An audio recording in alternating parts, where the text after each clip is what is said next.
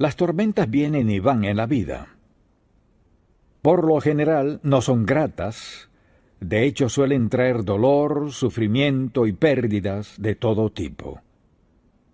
A pesar de todas las dudas que tenemos, hay un versículo bíblico que es la base subyacente de lo que creemos. Y en el Salmo 103, versículo 19, Jehová estableció en los cielos su trono, y su reino domina sobre todos. Eso responde muchas preguntas. Jehová estableció en los cielos su trono y su reino, su control, siempre domina sobre todos. Quizás se haya preguntado a veces en medio de una tormenta, ¿dónde está Dios? ¿Qué está haciendo en mi vida? ¿Causaste esto, Señor? O se pregunta, ¿lo causé yo? ¿Quién es responsable, Señor? ¿Sabes qué dolor siento? ¿Sabes la pérdida que siento? ¿Por qué todo esto? Y hay respuestas para esas preguntas, ¿por qué Dios hace lo que hace? Entonces deseo que veamos un pasaje bíblico que nos da un ejemplo del dolor que trae una tormenta. Así que le invito a acompañarme al Salmo 107, y veamos este pasaje por un momento, porque todos tenemos preguntas de las tormentas por las que pasamos, y en breve hablaremos de varias clases de tormentas, pero veamos el versículo 23 del Salmo 107. Los que descienden al mar en naves y hacen negocio en las muchas aguas, aquí se refiere a quienes laboran en el mar, por ejemplo, en barcos de carga, entre otros, ellos han visto las obras de Jehová. Así habla el salmista de las tormentas. Dice, y sus maravillas en la profundidad, porque habló e hizo levantar un viento tempestuoso. Si acaso se pregunta de dónde vienen algunas.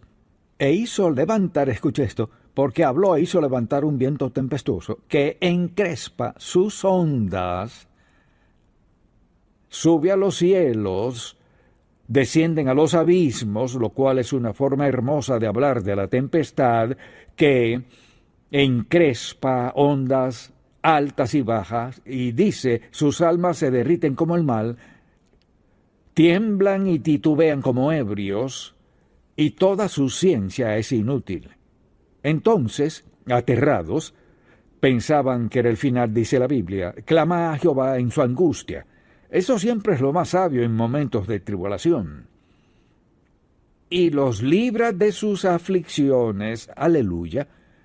Cambia la tempestad en sosiego, gloria a Dios, y se apaciguan sus ondas, luego se alegran porque se apaciguaron, y así los guía al puerto que deseaban. Alaben la misericordia de Jehová y sus maravillas para con los hijos de los hombres. Exáltenlo en la congregación del pueblo, y en la reunión de ancianos lo alaben. O sea, pensemos en esta pregunta, ¿está Dios en las tormentas? ¿Está presente o no? Hay quienes piensan que sí. ¿Cree que Dios está en las tormentas? ¿Cree que eso es lo que dice la Biblia? Pues algunos no están tan seguros. Le di 3 oportunidades para contestar bien. Claro que está en la tormenta. Vea lo que dice. Porque habló e hizo levantar un viento tempestuoso. Dios está en las tormentas. No siempre de la misma forma. No siempre todas vienen de Dios. Algunas las creamos nosotros, otras Dios, y otras se crea por la naturaleza. Entonces, si alguien le pregunta, ¿cree que Dios está en las tormentas?, puede decir, sí, creo. Le dirán cómo lo explica, porque por lo general piensan en alguien que perdió la vida y quieren acusarle de insensato por creer que Dios, siendo amoroso, haría algo así. Así pues, la gente quiere tendernos una trampa a los cristianos y preguntarnos, pues, ¿acaso creen que Dios está en todo esto? De alguna manera, Dios está en todo. Así que deseo que leamos este pasaje bíblico y veamos lo que Dios nos dice aquí. Pero en cualquier tempestad, Dios tiene el control. Si es una tempestad que nosotros mismos creamos, Dios sigue al mando. Si Dios creó la tempestad, aún tiene el control. Dios no se desliga de las tormentas. Quienes no creen en Dios quieren que pensemos que Dios no se inmiscuye en las tormentas, que eso es ingenuidad de los cristianos. Creen que si Dios fuera real, no permitiría que sucedieran ni que alguien perdiera su vida. Bueno, de eso hablaremos. Así pues, la gente quiere darnos una respuesta muy incrédula, que deje a Dios fuera de todo, en especial si es algo que no pueden controlar. Si está fuera de su control, no dejan que Dios se inmiscuya porque saben que a Él no pueden controlarlo. Entonces, deseo que pensemos en esto. Hay 3 clases de tormentas. Las naturales, que son huracanes, inundaciones, tornados, etc., incluso lluvias torrenciales que vienen. Luego están las tormentas emocionales. Creo que las emocionales son mucho peores que las físicas, porque destruye el corazón, el alma, la esencia misma de la vida, sentirse rechazado. A menudo es ser rechazado por alguien o quizás un grupo de personas, en el caso que sea. Así que estas tormentas son difíciles de soportar, ya sea una natural o emocional. Pero quisiera hablar en especial de las tempestades espirituales. Las creamos en nuestra vida al desobedecer a Dios, al rechazarlo, al seguir nuestra propia senda, a actuar a nuestro modo y en nuestro tiempo. Hay una tormenta por una razón. Digamos que usted es creyente. Ha aceptado a Cristo como su Salvador. Al momento de hacerlo, el Espíritu Santo, quien le dio convicción para ser cristiano, entra a su vida y está allí, enviado por el Dios Santo para vivir en nosotros, guiarnos, dirigirnos. La Biblia menciona de todas las obras que el Espíritu hará en nosotros. Una de ellas es darnos convicción de pecado. Entonces, cuando un creyente peca de manera intencional y deliberada contra Dios, mire, esa brisa se convierte en una tormenta torrencial, una tormenta entre usted y Dios. ¿Ha decidido ser desobediente a Dios? ¿Seguir su propia senda? ¿Ha decidido salirse de su voluntad? O sea, que está por su cuenta. Eso significa que su conducta, conversación, su carácter, todo cambia y se torna una gran tormenta entre usted y Dios. Entonces, ¿qué hace la gente? O beben, o toman pastillas, y en especial siempre culpan a alguien más. Así que las tormentas que nos causamos son infernales, porque no parecieran tener una respuesta concisa, sobre todo si creemos que alguien más tiene la culpa. Si podemos culpar a alguien más, la tormenta empeora. Las tormentas son parte de la vida. Pueden ser leves o pueden ser solo una tentación o el caso que sea, pero vienen. O son instituidas por Dios, o las ocasionamos nosotros mismos, o son del diablo. Hay toda clase de tormentas, y al considerar el origen de ellas, algunas las creamos nosotros mismos. Y es por desobediencia deliberada a Dios. Como dijimos, ¿qué hace el Espíritu Santo? Hace que nos sintamos atemorizados a menudo, separados de Dios, distantes de Dios, y comienza a afectar nuestro ser espiritual. A veces no sabemos dónde estamos y dudamos, nos angustiamos, culpamos y nos volvemos inútiles y a menudo damos mal testimonio. Así que con frecuencia no sucede eso. Otras veces las crea Satanás, quien es el instigador de muchas tormentas. Y quisiera dar un ejemplo, permítame darle un ejemplo de cómo opera el diablo. Vayamos un momento a 2 de Samuel capítulo 11.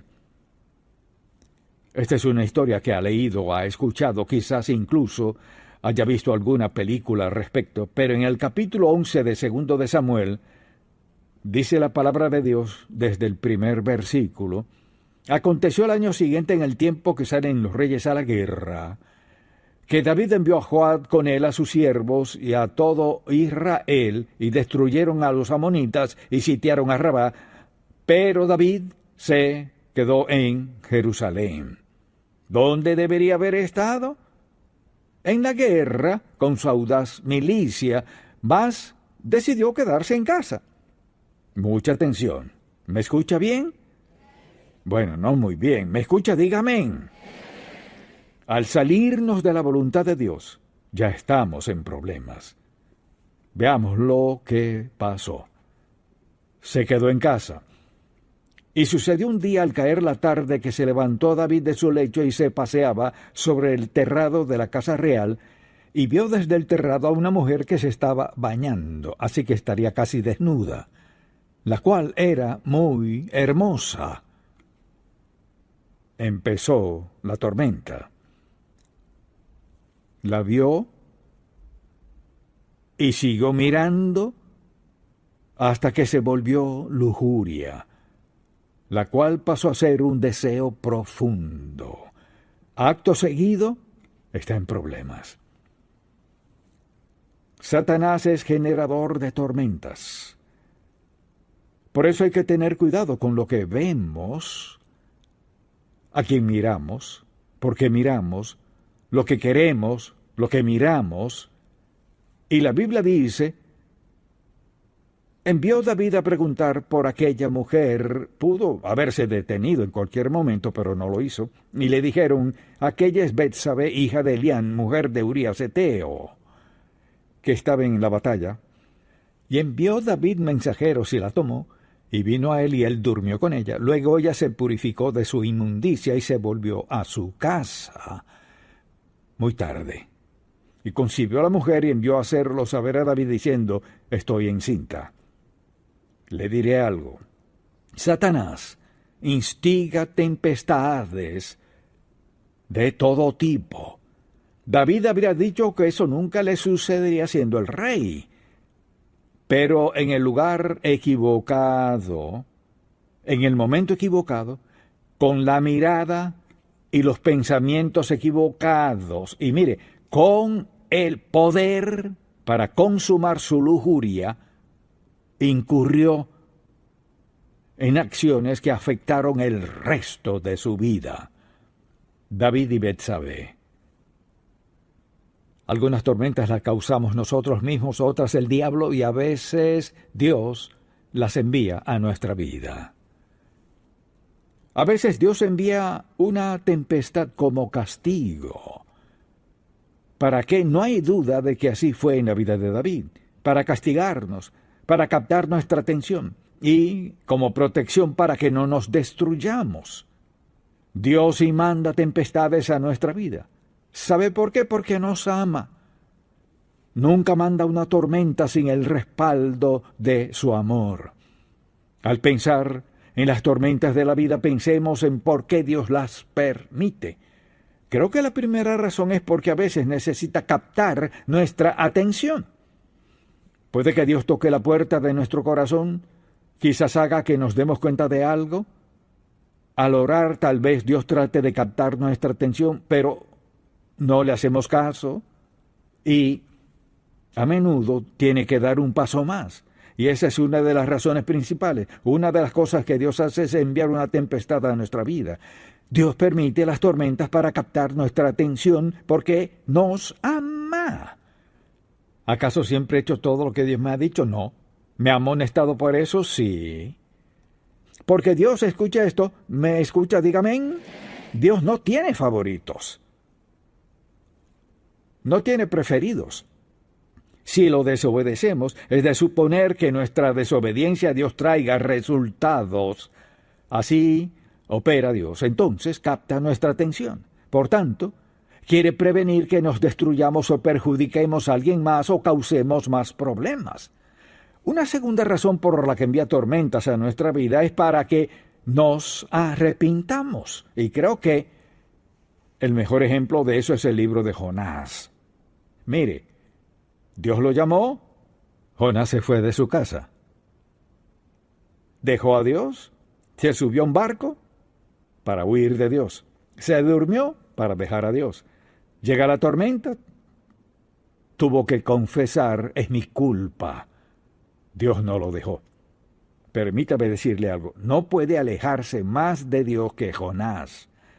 No importa quién sea usted, ni lo que piense, ni lo que crea o no, no podemos huir del Dios eterno porque toda persona y todo lugar están en la presencia de Dios. Creo que hay quienes dicen, no creo en eso. Mire, no significa que por el hecho de que no crea en Dios lo haya eliminado. No ha cambiado ni un solo versículo de la Biblia por no creer en Dios. Lo que quisiera que viéramos es que nuestra creencia, escuche bien, nuestra creencia no afecta el que Dios mande juicio o no por nuestra desobediencia y pecado contra Él. Jonás sabía que estaba en pecado, se esforzó, pagó mucho dinero, emprendió el viaje. ¿Y qué sucedió? Está dentro de un gran pez. ¿Y luego qué pasó? Me encanta esta historia, una historia tan sencilla. El pez lo vomitó, dice la Biblia que fue a Nínive y predicó la palabra de Dios, hubo un gran avivamiento. Dios salvó a los ninivitas. Luego, vea esto, la actitud de Jonás aún no estaba bien, porque Dios tuvo que castigarlo después. Piense en lo que estaba alegando, que era que los ninivitas se volvían a Dios, y él no le gustó eso. Se imagina una vida tan torcida que al ser obediente a Dios luego, no le gusta el resultado a no ser lo que usted quería. Nos metemos en toda clase de líos por no querer obedecer a Dios Todopoderoso. Entonces, a veces la tempestad lleva al arrepentimiento. Si supiéramos cuántas personas vienen a Dios como resultado de una tormenta en su vida, quizás nos sorprendería. ¿Cuántas veces he escuchado testimonios? Bueno, no tenía tiempo para Dios y pasó esto y aquello. Me diagnosticaron cáncer, o se lo diagnosticaron a mi hijo o a mi hija, o tuvo un accidente, o perdió la vida. Es decir, lo que sea necesario, digámoslo así. Dios nos ama tanto como para enviar una tormenta muy dolorosa de ser necesario para captar nuestra atención, para ayudarnos a acudir a Él y obedecerlo. Una tercera razón por la cual permite tormentas es para conformarnos a su imagen. O sea, Dios quiere hacer lo que sea, y lo que sea es quebrantamiento. Es decir, Dios está dispuesto a quebrantarnos, a causar sufrimiento, dolor en nuestra vida, para acercarnos a Él. Hay gente en el campo misionero, personas que predican el Evangelio cada domingo por el mundo entero, que vinieron al Señor tras ser quebrantadas, huyendo de Dios. ¿Cuántos testimonios he escuchado de pastores que no querían predicar, que rechazaron el llamado de Dios y luego Él causó suficientes tormentas en sus vidas hasta que se rindieron a Dios? Así que Dios está en las tempestades con propósitos que son para su gloria. También Dios quiere prepararnos para su servicio. Y a veces pasamos por heridas, sufrimiento y dolor para facultarnos para hacer lo que Dios nos llame a hacer. Creo que quizás haya enfermeras, médicos, pastores y muchas otras personas que hacen lo que hacen de forma tal que bendice a otros, ayudan a otros, como resultado de que Dios les haya quebrantado. El quebrantamiento dice: no soporto más este dolor, Señor, lo que sea que quiera, la respuesta es sí. La verdad es que allí nos quiere a todos en algún momento en nuestra vida, para usarnos al máximo de nuestro potencial. Asimismo, a veces Dios quiere demostrar su poder en nuestra vida. Es decir, somos salvos, lo sabemos, pero Dios quiere acercarnos a Él de modo tal que entendamos quién es y qué está haciendo. Así que permite que suframos un tiempo. Luego suscita sanidad, en el caso que sea, pero lo suficiente para dejarnos sufrir un tiempo hasta que estemos dispuestos a decir: sí, Señor. Y a menudo al final de eso Dios comienza a usar a alguien como nunca lo había hecho en su vida. No siempre es predicando el Evangelio, sino puede ser su testimonio donde sea que trabaje o viva, con quien viva en el caso que sea. Dios tiene un propósito al permitir tormentas en nuestra vida, y es natural que uno de esos propósitos sea revelarnos quién es Él. Recuerdo ocasiones en mi vida al pasar por tempestades, cuando buscaba al Señor y le pedía que me mostrara algo, lo que fuera, y me daba un nuevo destello, otro vislumbre, otra perspectiva, incluso de su opinión respecto a algo. Algo bueno de la edad avanzada es que uno aprende por experiencia lo que no se aprende en la juventud. Así pues, a veces Dios quiere revelarnos quién es, darnos entendimiento de su carácter.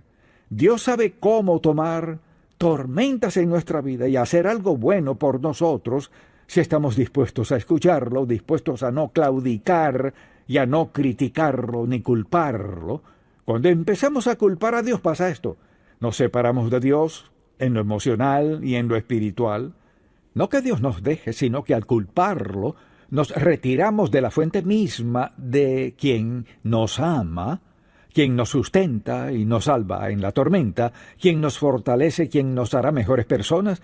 No podemos apartarnos de Dios en la tormenta.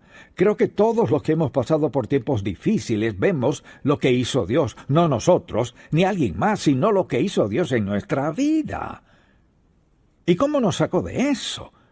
Por ser Dios amoroso y justo.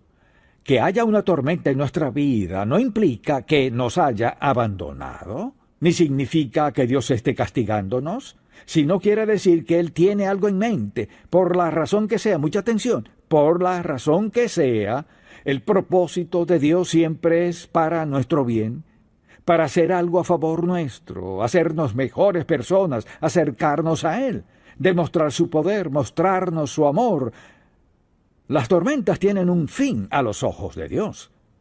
Algunas de las peores tormentas, es obvio que Dios está en ellas por los resultados. Quizás alguien diga, pues me es difícil creer que Dios demuestre su amor en una tempestad. Así que le invito a acompañarme a Isaías, capítulo 55. Porque a veces hay gente que dice, bueno, si Dios fuera amor, nunca permitiría que esto sucediera. Isaías capítulo 55, versículo 8.